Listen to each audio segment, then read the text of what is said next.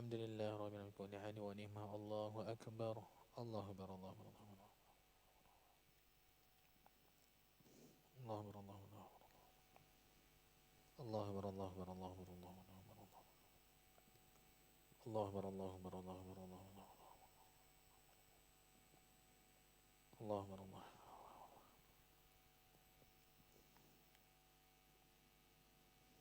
Allahu akbar kabiran walhamdulillahi katsiran wa subhanallahi bukratan wa asila. لا إله إلا الله لا شريك له له الملك وله الحمد يحيي ويميت وهو على كل شيء قدير ولا حول ولا قوة إلا بالله العلي العظيم أستغفر الله العظيم أستغفر الله العظيم بسم الله الرحمن الرحيم الحمد لله رب العالمين حمدا كثيرا طيبا مباركا في حمدا وفي نعمه وكاف مزيدا يا ربنا لك الحمد كما ينبغي لجلال وجهك وسلطانك اللهم صل صلاة كاملة وسلم سلاما تاما على سيدنا محمد الذي تنحل به العقاد وتنفر بالكراب وتضى بالحوائج وتنهي الرغائب وحسن الحواتم ويستصغى الهمو بوجهه الكريم وعلى آله وصحبه في كل لمحة ونفس بعدد لكل معلوم لك اللهم إنا نسألك رضاك والجنة ونعوذ بك من سخطك والنار اللهم إنا نسألك علما نافعا وقلبا خاشعا ويقينا صادقا ودينا قيما ورزقا واسعا وعملا صالحا والشفاء من كل داء وحسن الخاتمة ربنا ظلمنا أنفسنا وإن لم تغفر لنا وترحمنا لنكونن من الخاسرين ربنا لا تزغ قلوبنا بعد إذ هديتنا وهب لنا من لدنك رحمة إنك أنت الوهاب ربنا هب لنا من أزواجنا وذرياتنا قرة أعين واجعلنا للمتقين إماما ربنا اغفر لنا ذنوبنا ولوالدينا وارحمهما كما ربونا صغارا ولجميع المسلمين والمسلمات والمؤمن والمؤمنات الأحياء منهم والأموات برحمتك يا أرحم الراحمين اللهم بلغنا في شعبان وبلغنا رمضان اللهم بلغنا في شعبان وبلغنا رمضان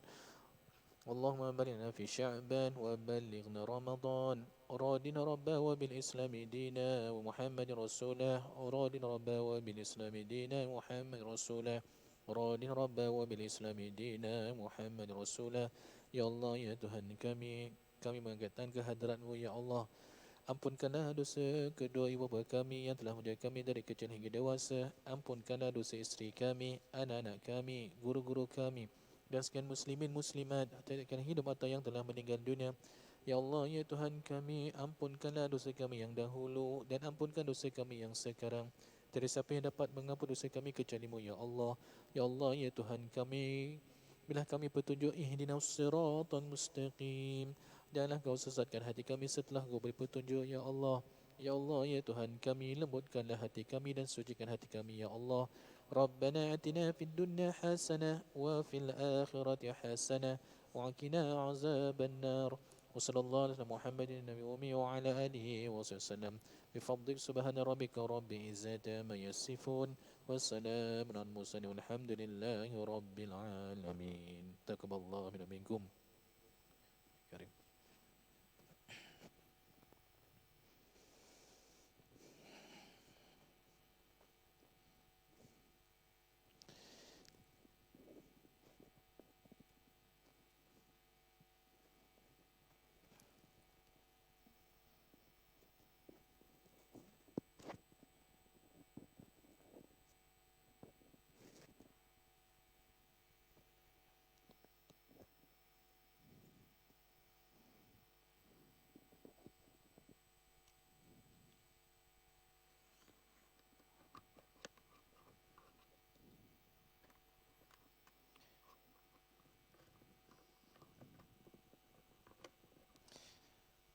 Bismillahirrahmanirrahim.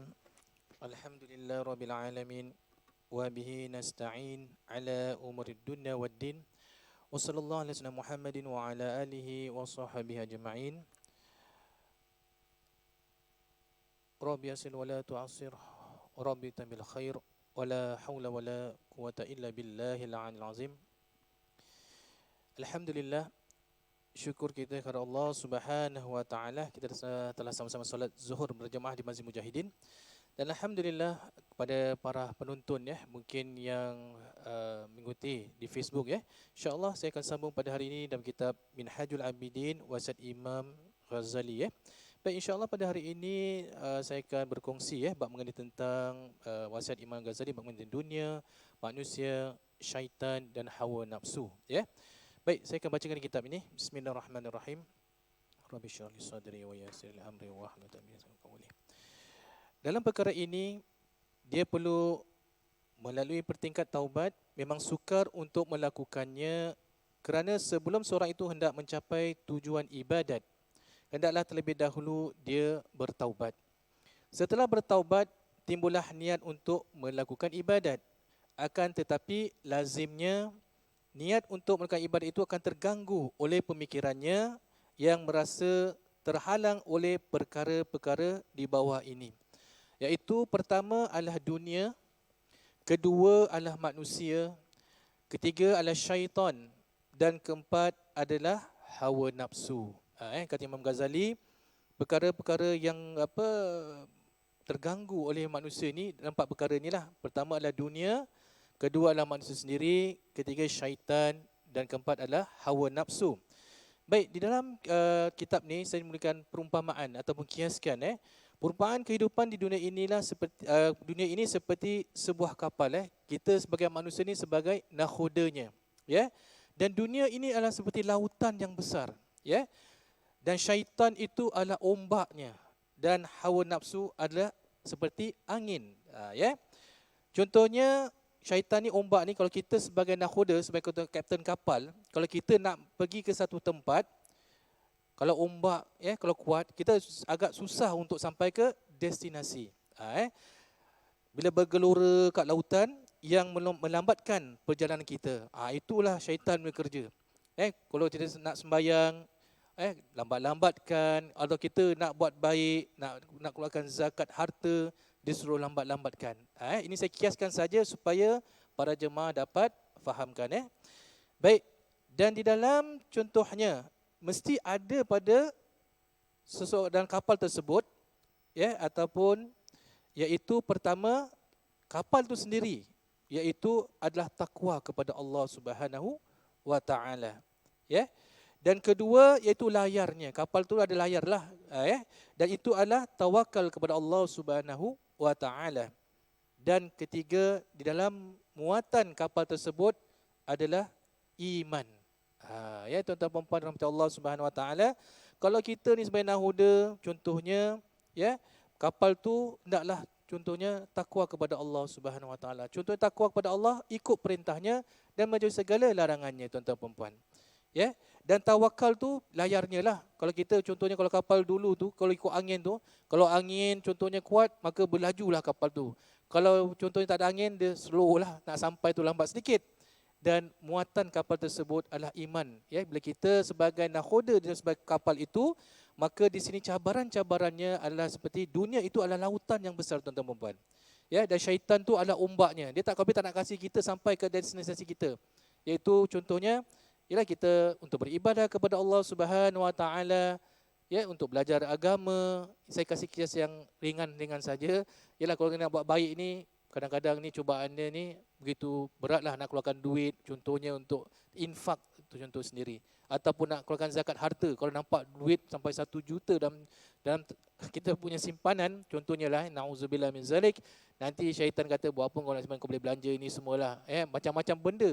Tetapi bila nak keluarkan zakat ataupun nak infak ini sangat berat sekali. Dan begitu juga hawa nafsu. Seperti angin lah. Ikut angin tak menentulah contohnya. Baik, dan kita mengatakan, maka seorang yang ingin mencapai tujuan ibadat mestilah berkemampuan untuk melewati 4 godaan tersebut. Jadi dalam perkara ini, seseorang itu perlu berhadapan dengan peringkat. Seterusnya ialah peringkat godaan. Cara untuk melewati peringkat ini ada 4. Dan kita mengata tajarrud anid dunya, iaitu membulatkan tekad hingga kesenangan dunia tidak mampu menggoyangkan hatinya. Contohnya hatinya, dan kita tahulah, ya, dunia ini hanya sementara lah. Dan kita tahu kalau apa-apa cubaan pun yang datang, kita tekad bahawa hanya Allah yang saja yang dapat bantu kita. Dalam beribadah pun hanya kepada Allah Subhanahu Wa Taala. Dunia ini sebagai tempat kita, sebagai tumpangan saja. Kita tinggal sementara saja. Pasal kadang-kadang ni bila diuji oleh Allah Subhanahu Wa Taala, cobaannya kadang-kadang contohnya duit, ya, kemiskinan, ataupun dengan judi, arak, ataupun diuji dengan wanita. Ya. Kedua, sentiasa berwaspada dan menjaga diri agar tidak tersesat oleh sebarang godaan lah, seperti terangkan tadi, wang ringgit. Kadang-kadang duit itu boleh mengkaburi kita punya ibadah. Contohnya kita pernah dengar kisah-kisah para sahabat, ya. Kisah para sahabat minta Rasulullah untuk kata orang tu diberikan kekayaan. Ya, tetapi bila dah beri kekayaan, bebek datang ke masjid hari-hari, tak dapat datang ke masjid hari-hari. Ya, bebek 5 waktu jadi 4 waktu, jadi 4 waktu, dah makin kaya, akhirnya tak dapat datang ke masjid untuk solat berjemaah. Ini ujian bagi godaan orang yang mungkin tak mampu, dan Allah tu lagi Maha mengetahui. Ada orang yang duit ni banyak tapi dia dapat agihkan, dapat berikan, alhamdulillah. Tetapi Allah tu lagi Maha mengetahui, ya. Dan seterusnya, memerangi segala tipu daya syaitan. Syaitan itu adalah musuh yang nyata. Innahu lakum aduun mubin. Kita bila baca Yasin tu, innahu lakum aduun mubin. Bila baca tapi tak tahu makna. Sesungguhnya diterangkan sini bahawa syaitan itu adalah musuh yang nyata. Diterangkan dalam Al-Quran berkali-kali. Ya. Dan keempat, iaitu mampu mengendalikan hawa nafsu. Ya. Dan dari keempat perkara di atas, memerangi dan mengendalikan hawa nafsu adalah paling sukar, sebab kita tidak akan dapat mengikisnya sampai habis sehingga terpisah dari nafsu. Ini kerana nafsu juga mempunyai manfaat selagi mana nafsu tersebut tidak mengalahkan dan mengendalikan akal kita. Ya. Jadi kita tidak mungkin mematikan hawa nafsu, tetapi jangan membiarkan hingga ia mengendalikannya. Sebab manusia tidak mungkin hidup tanpa hawa nafsu. Ya, dan bahawa hawa nafsu pun begitu juga, kita ketahui bahawa nafsu amarah. Ya, nafsu amarah kita selalu dengar, apa tu nafsu amarah? Ya, yang mengajar kita atau mengajak kepada kejahatan. Yang suka marah, ya, tak boleh kontrol kadang-kadang nafsu amarah kita ni, ya, anak pun dia pukul, isteri pun dia pukul, contoh saja, ya, yang mengajak kepada kejahatan, ya. Contohnya perkara-perkara macam thrilling untuk budak-budak sekarang. Ya, kalau kau tak mencuri, kata orang tu, tak thrill lah contohnya. Ini nafsu amarah yang mengajak pada kejahatan. Ini yang selalu godaan-godaan yang ada pada nafsu seseorang itu. Tetapi kemudian ada nafsu lawamah pula. Nafsu lawamah itu apa pula? Ia kadang-kala ia jatuh pada dosa. Ia takut pada Allah dan selalu bertaubat. Ada orang contohnya, dia tahu kadang-kadang bila jatuh dosa tu, dia kira boleh tahan sikit lah. Ya, nafsu lawamah ni. Dia takut kepada Allah, dia tahu dia takut pada Allah, dan bila dia jatuh pada dosa, ia bertaubat kepada Allah Subhanahu Wa Taala. Yang ketiga pula, nafsu mutmainnah. Ya. Nafsu mutmainnah itu hati atau jiwa yang tenang, selalu ingat kepada Allah. Ini yang paling baguslah. Ya. Seperti terangkan, ya, dalam surah Al-Fajr ayat 27 hingga 30, ya, ba'da a'udzu minasyaitonir rajim, bismillahirrahmanirrahim, ya ayyatuhan nafsul mutmainnah irji'i ila rabbiki radiyatan mardiyah fadkhuli fi ibadi wadkhuli jannati. Yang artinya, wahai jiwa yang tenang, kembalilah kepada Tuhanmu dengan hati yang puas lagi diredainya. Maka masuklah ke dalam jemaah hamba-hambaku dan masuklah ke dalam syurgaku. Ini orang, iaitu nafsu mutmainnah, iaitu jiwa yang tenang. Bagi orang yang nak meninggal ni, kalau jiwa yang tenang dapat, alhamdulillah lah. Seperti dalam surah Al-Fajr ni ayat 27-30 mengatakan, bagi jiwa yang tenang nak meninggal ni, Allah jemput orang dia masuk ke dalam syurga. Ya, yang dapat mengendalikan hawa nafsunya dengan baik. Mudah-mudahan insya-Allah, ya, bila Allah jemput masuk ke dalam syurga, mudah-mudahan kita termasuk dalam golongan orang yang saya sampaikan pada hari ini dan ahli keluarga kita insya-Allah ya rabbal alamin. Baik, mengenai nafsu amarah juga terbentuk kepada dalam 4 perkara, ya, sifat mazmumah iaitu uluhiyah, iaitu riya, iaitu takabur, ya, ataupun merasakan memerintah, ya, berkuasa atau merebut, dan tamak. Dan kedua itu syaitaniyah, itu syaitanlah. Ya, nafsu amarah yang syaitan iaitu penggoda. Kedua penghasut. Ketiga pula tu engkar. Ini syaitan punya sifat-sifat dia sebenarnya. Keempat, suka berbantah-bantah. Ni orang suka bantah-bantah ni, dia punya nafsu amarah ni tu ialah syaitannya. Dan ketiga tu bahamiyah, itu sifat haiwan. Ada nafsu amarah. Yang pertama tidak malulah. Ni kalau macam binatang ni dia tidak malulah kalau macam contohnya kita dapat lihatlah saya terus lanjutkan. Dan kedua iaitu suka berkelahi. Kalau binatang ni suka berkelahi, itu perzinaan, sifat ataupun suka bertengkar. Dan keempat itu sab'iyah, itu kebuasan, iaitu ganas, zalim, bengis dan suka merampas. Ini adalah sifat-sifat nafsu amarah yang kalau tak ditawan dengan tentera takwa dan dipenjarakan, dan ia menjadi nafsu lawamah. Maksudnya di sini memang bukan mudah untuk kita melawan ataupun memelihara nafsu kita, tetapi kita mohon pada Allah Subhanahu wa taala, mudah-mudahan insya-Allah bila kita selalu banyak berzikir, kita mendengar tazkirah ataupun syarahan, nasihat, kita mohon taufik dan hidayah dari Allah Subhanahu wa taala.